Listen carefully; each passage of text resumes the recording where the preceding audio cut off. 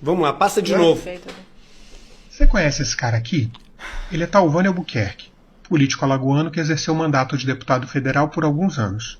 Ele estava preso e deixou a cadeia agora em 2021, durante nossa pesquisa. Em 2012, ele fora condenado como mandante de um assassinato.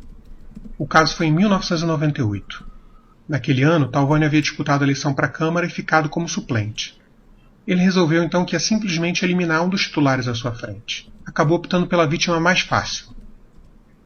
Era uma mulher, a deputada Ceci Cunha. Em dezembro de 98, ela estava em casa, comemorando com mais 3 pessoas quando todos foram vítimas de uma chacina.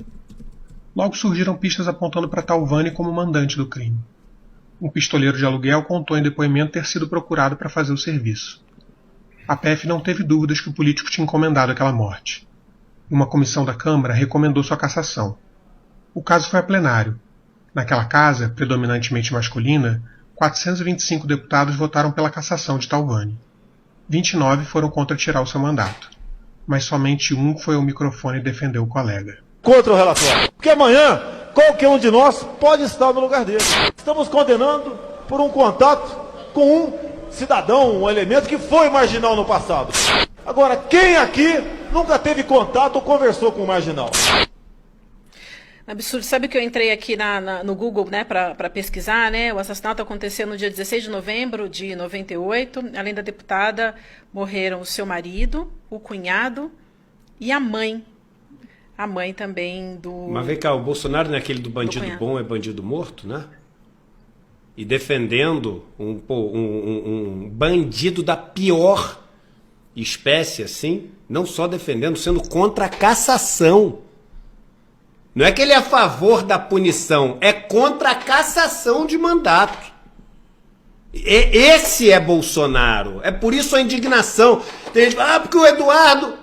Meu irmão, tu acha que eu não quero que o Bolsonaro seja eleito por causa de quê? Sabe quantos contratos eu já tive com qualquer coisa que fosse pública? 0. Sabe quanto que o ICL tem de verba de propaganda, de publicidade? 0. Ah, e se quem foi eleito foi o Lula ou o Ciro, o Eduardo conhece os dois? 0. 0, porque quem banca tudo isso aqui são os nossos alunos e alunas. 0. Ah, mas você, Eduardo, tem que ter alguma mamata que não tem mamata. É assim, é a vontade da gente se ver livre de um cara que chega no absurdo do absurdo do absurdo de defender um assassino a ponto de não querer que ele seja cassado como deputado. É olhar o Brasil no ano passado, ver que metade das florestas quase que foram desmatadas no mundo, quase metade foram desmatadas no Brasil.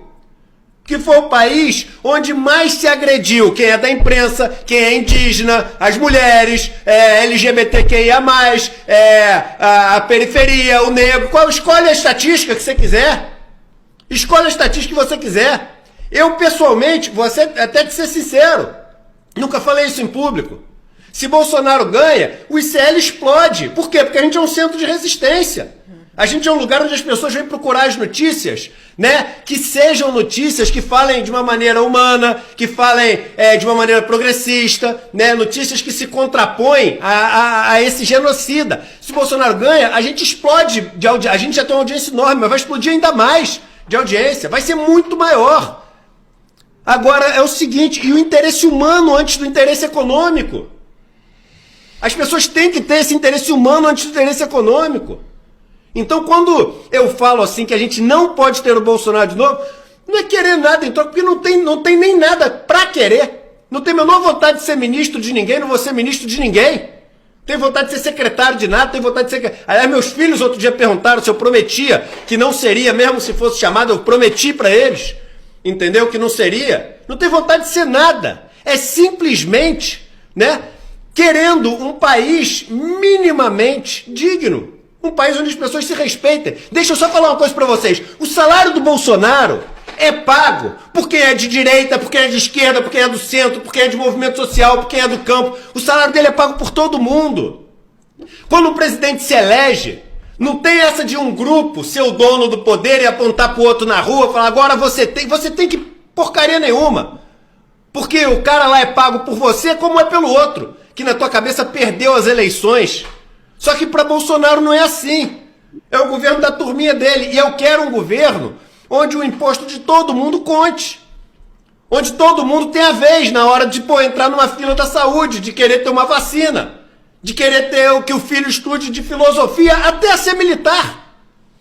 Mas eu não quero um país de uma seita, porque todo mundo contribui para esse país. E não só os da seita. Aliás, os da seita contribuem muito pouco, porque os amigos do Paulo Guedes são cheios de benefício fiscal para as empresas deles. O Paulo Guedes tem dinheiro em paraíso fiscal. 10 milhões de dólares, não contribui nada para o país.